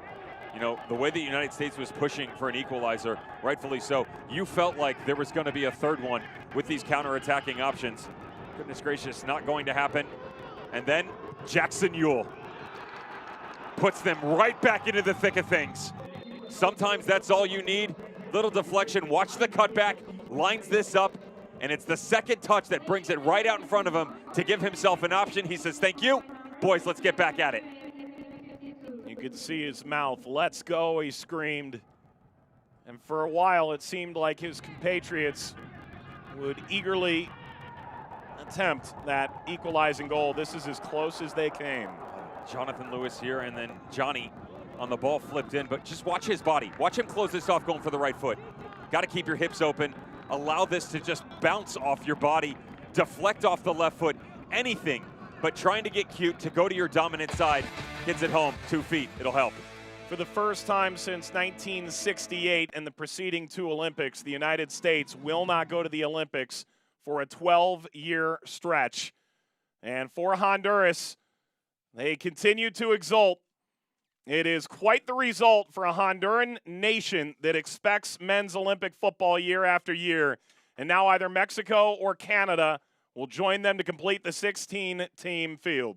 For Devin Kerr, our entire team, at home and abroad, Mike Watts saying thanks for watching.